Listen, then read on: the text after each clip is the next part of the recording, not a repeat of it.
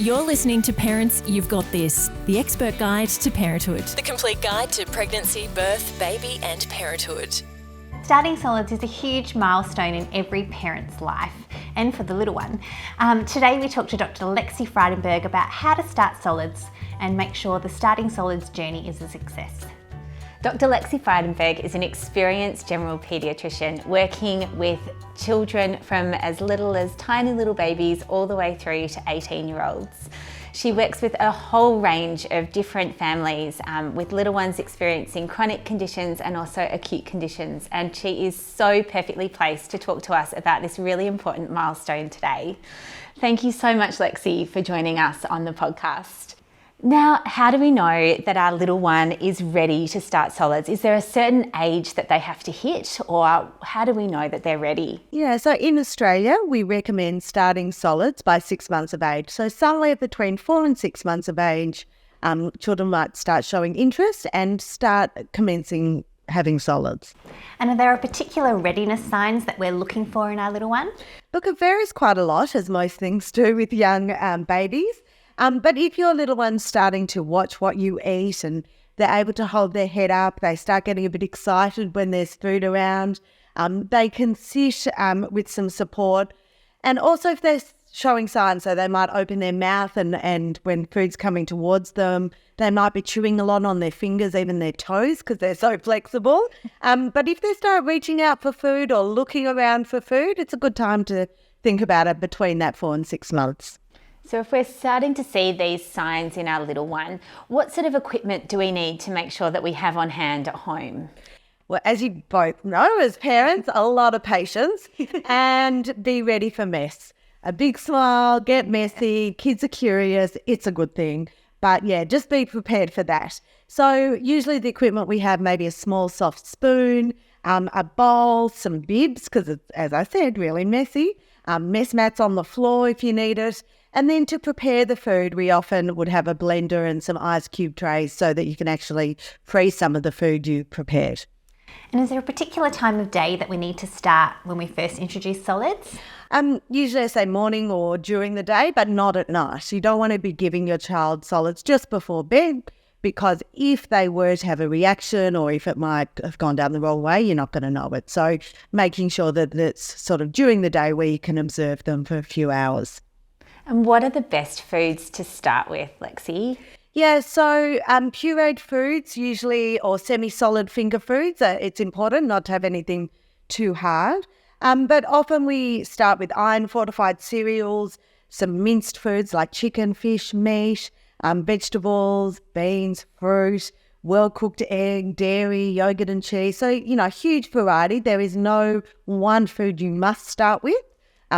Those recommendations have sort of got out the window, but a variety of food is good, and just choose one to start with. And there's a few different approaches to starting solids. There's puree or baby-led weaning. Is there a particular approach that is better than the other one? And how do you know which one's right for you? Yes, such a good question, because it's such a controversial topic amongst mothers groups, I think. Puree versus baby-led weaning.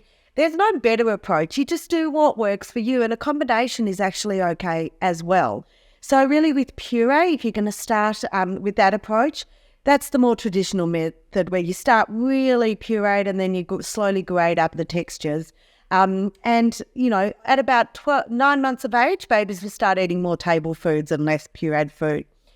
On the other hand, the baby-led weaning method is when you offer some safe, soft, foods right from the start, and usually that's a small piece of a parent's food. They're often not using a spoon, they might just finger feed and self-feed, and it's really good for independence and fine motor skills. You might be able to do more than one food at a time, but there is no right approach. It's whatever works for you and your family.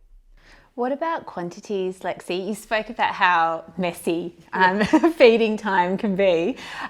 Should we be worried about the quantities that our little ones are actually consuming, and what should we be aiming for as they start solids? Does it matter how much food they have, or is it about the experience of eating? So most of your baby's nutrition in that first 12 months of life will come from breast milk or formula. So really we're starting those solids between 4 and 6 months and grading them up. to get children used to food, to get used to textures and tastes and to try different things. But it's not their main source of nutrition. So we start small, 1 or 2 teaspoons. You can increase it daily. You don't have to go that slowly, actually. But, many children won't be ready for certain food or not like it. They'll spit it out, throw it at you, as I said, messy. But, one food at a time and just slowly, build it up. But for that first 12 months, it's more about texture and taste. What about after 12 months? Does the amount change? Yeah, so, between 6 and 12 months, it starts going up gradually. And then by 12 months, they're often eating 3 meals a day, 3 snacks a day. And you can really decrease the amount of breast milk or formula that the baby's had or transition them on to a different milk, a cow's milk or soy milk. Now, Lexi, what about foods that babies aren't allowed to have? So you did mention that with baby-led weaning, sometimes it might be that there's part of the adult's meal that you're able to give to your baby. What are some of the things that we wouldn't share with our babies when they're starting solids? Yeah, so actually there's not a lot of foods that we don't share. One is honey. So we don't give honey to babies under 12 months of age, and that's because of a condition called botulism, a toxin. Under 3 years of age, we worry about choking. So we remember that their gullet's really, really small. Yeah. And so, no small hard food. So, if you're going to cook carrots, make them soft. Grapes, cut them up really small. No whole nuts. Apples are really hard. Popcorn. So just be really intuitive and mindful of how small that gullet can be. And if it goes down the wrong way into the windpipe, it's a problem. So really cutting things up small initially or keeping them soft. Also, in under 12 months, we use breast milk or formula as our main source of milk. And over 12 months, we then start transitioning to cow's milk or soy milk usually.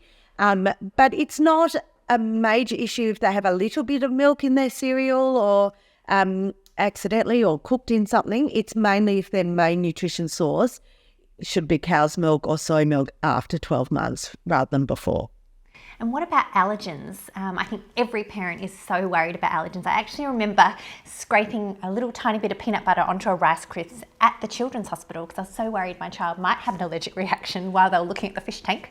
And then, of course, she was fine. But how do we go about introducing allergens? Chrissy, you're not alone. There's quite a lot of people who park in the Royal Children's Hospital car park and try the allergenic foods for the first time. We don't recommend that, but good to try it when you're home, you're not in a rush. That, it's during the day, not at night, and that you're not somewhere remote. But there are some common foods that may cause allergy. So the ones you'll hear about are egg, cow's milk, soy, nuts, particularly peanut, wheat and fish are the most common allergens. But we don't recommend delaying these in children. So you can introduce them anytime, normally before 12 months of age. But the key is to introduce one food at a time in a small amount. As you said, smear it on their lips or a little bit in their mouth. If they don't have a reaction, the next day build it up and just slowly over a week or two, build up that food in their diet. And then if they tolerate it, particularly something like peanut butter, keep it in their diet because actually by stopping it, you can develop an allergy later. And Lexi, is the advice any different for grown-ups or for parents who might have an allergy to one of the foods that you've mentioned? Would the advice for introducing allergens for their children be any different, or would they follow the same approach? Yeah, great question. I think parents who have themselves had allergy or anaphylaxis are exceptionally worried. It's important to say that each child is different, and just because a parent has an allergy or anaphylaxis does not necessarily mean that child will. So we don't want to delay the introduction. We want to try it, but you might just be a little more cautious. Try it when you're at home, that, it's daytime, and that you might have some antihistamine on board just in case. So yeah, definitely keep introducing allergens before 12 months of age if you can, but do it in a safe, cautious way.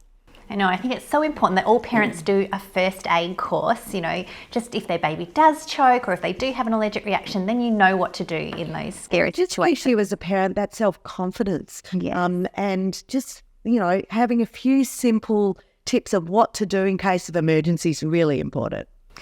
And with starting solids, is variety important or can you give your baby the same thing every day?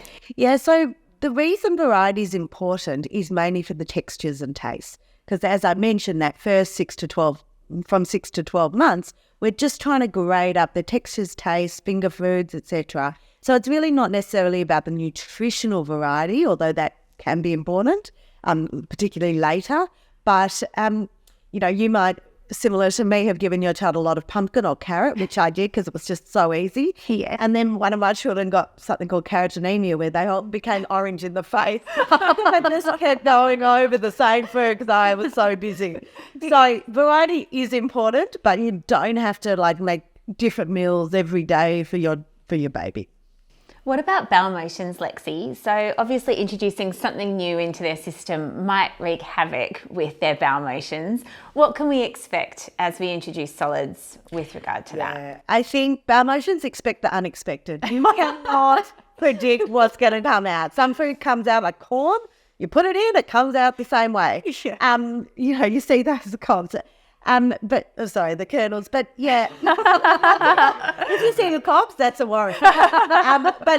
Poos vary. As I said, I love talking about poo, but they vary in consistency, in texture, and colour. And when you're introducing new food, remember the gut. It hasn't had variety. It hasn't had a lot of these proteins and nutrients. So it's going to take a while to get back to what it was, if it ever does. So really, we don't worry too much unless there's explosive diarrhoea, blood or mucus, that snotty stuff in the poo, or severe constipation causing problems. And so, Lexi, why is it important to have a bit of fun with starting solids? Let them get messy, not wipe their mouth every time that they eat, worrying about what's going on the carpet. Why is it important to get messy with solids? Yeah, I think of starting solids or giving your child solids a little bit like finger painting. You got to have the room prepared and everything ready, because it will look like that by the end of the experiment or the meal. Kids are curious. They love to play. So we want them to start enjoying food and their interactions with food, touching it, smelling it, tasting it, throwing it, whatever they like to do, because we want food and eating to be fun. It can be quite a stressful time for parents, but just remember it's messy, they're curious, and often you actually need to try food 10 times before they're going to take it. So don't give up too early, but never force your child to have a food. Thank you so much, Lexi, for sharing that wealth of information with us all here today. And a big thank you to Mostella for sponsoring this episode. You've been listening to the Parents You've Got This podcast, the expert guide to parenthood. And never forget, parents, you've got this. Join a Parents You've Got This masterclass today to be prepared, excited and educated for pregnancy, birth, baby and parenthood. Visit www.parentsyouvegotthis.com.au and sign up for a masterclass today.